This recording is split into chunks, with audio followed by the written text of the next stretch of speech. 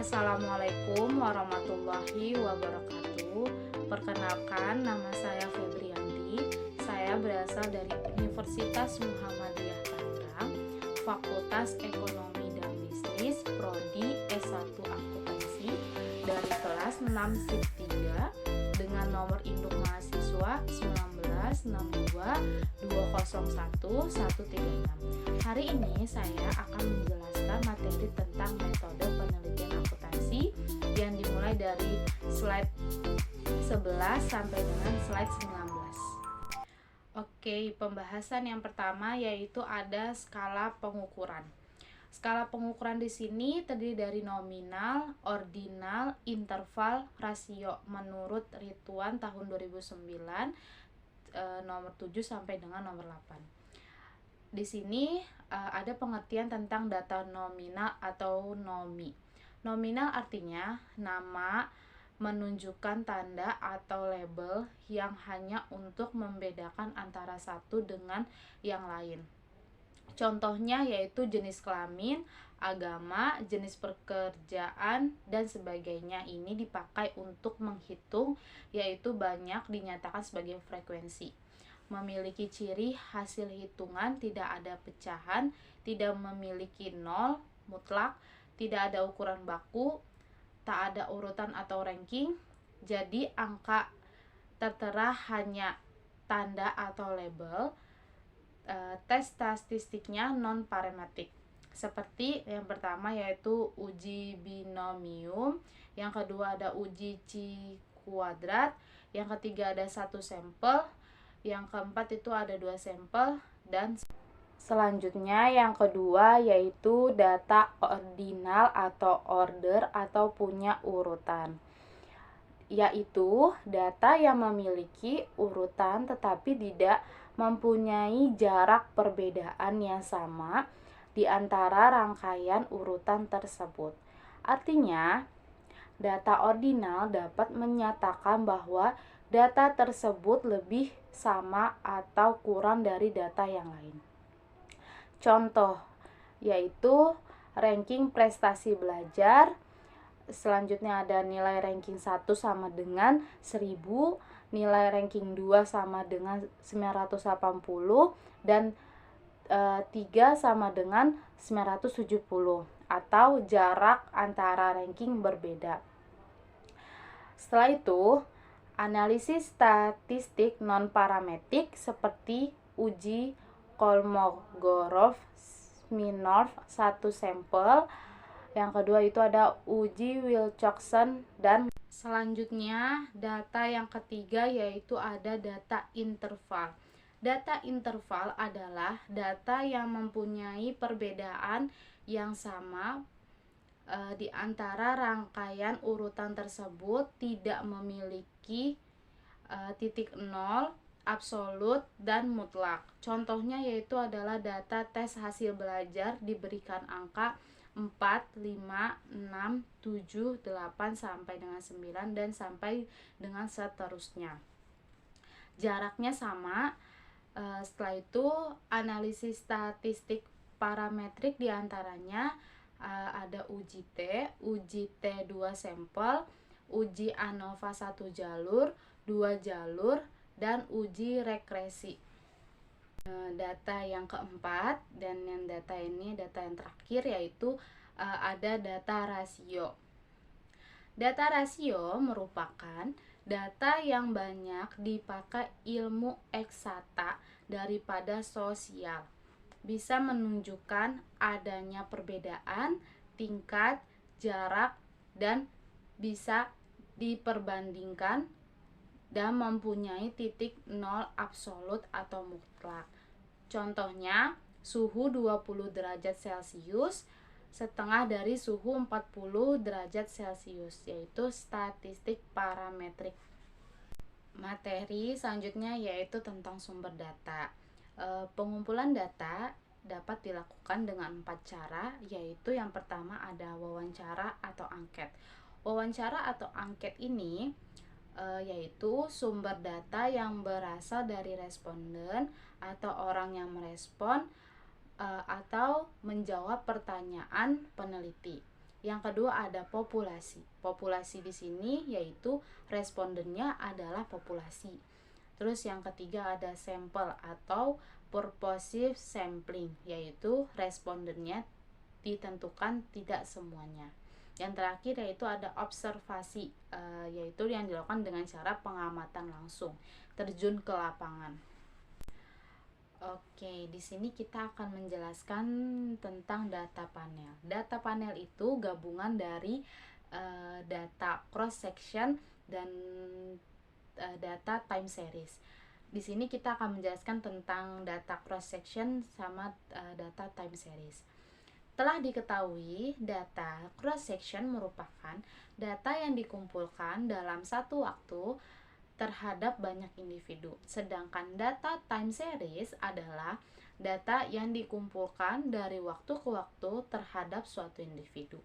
Contohnya yaitu ada data earning per share perusahaan yang terdaftar di Bursa Efek Indonesia tahun 2000 sampai dengan 2014. Yang kedua ada data jumlah kredit yang disalurkan ke seluruh bank di Indonesia tahun 2010 sampai dengan 2014, atau data inflasi kota-kota besar di Indonesia setiap bulannya selama tahun 2004. Data panel jumlah pengamatannya menjadi sangat banyak, bisa merupakan keuntungan, tetapi model yang menggunakan data ini menjadi lebih kompleks, maka diperlukan teknik tersendiri, misalnya alat statistiknya dengan model regenerasi data panel.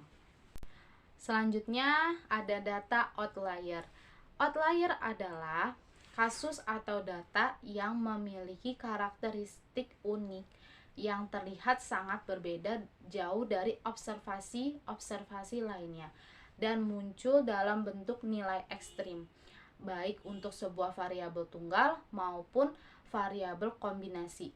Ada penyebab timbulnya data outlier, yaitu yang pertama ada kesalahan dalam mengentry data, yang kedua ada gagal mengspesifikasi adanya missing value dalam program komputer, yang ketiga ada outlier bukan merupakan anggota populasi yang kita ambil sebagai sampel, tetapi distribusi dari variabel dalam populasi tersebut memiliki nilai ekstrim dan tidak terdistribusi secara normal. Lalu, deteksi terhadap univariate outlier dapat dilakukan dengan menentukan nilai batas yang dikategorikan sebagai data outlier, yaitu dengan cara mengkonversi nilai data ke dalam skor standardized atau biasa disebut dengan Z-score yang memiliki nilai mean-nya atau rata-rata sama dengan 0 dan standar deviasinya sama dengan. Setelah itu, menurut Hare tahun 1998 untuk menentukan skor sebagai berikut. Yang pertama, jika kasus sampel kecil kurang dari 80, maka standar skor dengan nilai kurang lebih 2,5 dinyatakan outlier. Yang kedua, jika sampel besar, standar skor dinyatakan outlier jika nilainya pada kisaran 3-4. Yang terakhir, jika standar skor tidak digunakan, dapat menentukan data outlier jika data tersebut nilainya lebih besar dari 2,5 standar deviasi atau antara 3-4 standar deviasi tergantung dari besarnya sampel. Materi selanjutnya yaitu ada rancangan penelitian atau bisa disebut dengan research design. Merupakan blueprint yang menjelaskan secara singkat tapi komprehensif meliputi tujuan penelitian, jenis penelitian, unit analisis atau populasi, teknik pengambilan sampel, rentang waktu, teknik pengumpulan data, dan analisis data. Jenis-jenis variabel, yang pertama ada variabel dependent. Variabel dependent adalah variabel yang dijelaskan atau dipengaruhi oleh variabel independen. Yang kedua ada variabel independen adalah variabel yang menjelaskan atau mempengaruhi variabel dependen. Yang ketiga ada variabel moderasi, yaitu variabel independen yang akan memperkuat atau memperlemah hubungan antara variabel independen terhadap variabel dependen. Yang keempat itu ada variabel intervening, yaitu merupakan variabel antara atau mediating, fungsinya memediasi hubungan antara variabel independen dengan variabel dependen. Dan yang terakhir ada variabel kontrol, adalah termasuk jenis variabel independen yang berdasar hasil penelitian sebelumnya terbukti mempengaruhi variabel dependen. Variabel kontrol didefinisikan sebagai variabel yang dikendalikan atau dibuat konstan atau cepat sehingga mempengaruhi variabel independen terhadap dependen, tidak dipengaruhi faktor lain yang tidak diteliti. Fungsi dari variabel kontrol untuk mengendalikan variabel yang dihilangkan atau omitted variable dalam statistika. Penghilangan suatu variabel bisa mengakibatkan estimasi dari parameter yang ada dalam model menjadi biasa. Materi yang terakhir tentang variabel dummy adalah variabel yang digunakan untuk mengkuantitatifkan variabel yang bersifat kualitatif. Contohnya yaitu ada jenis kelamin, agama, dan periode.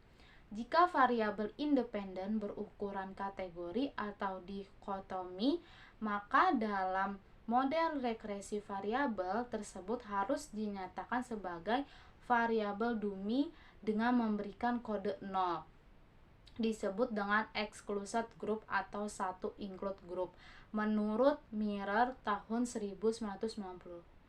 Variabel dummy dapat diinterpretasikan apabila variabel dummy secara statistik koefisien dummy disignifikan.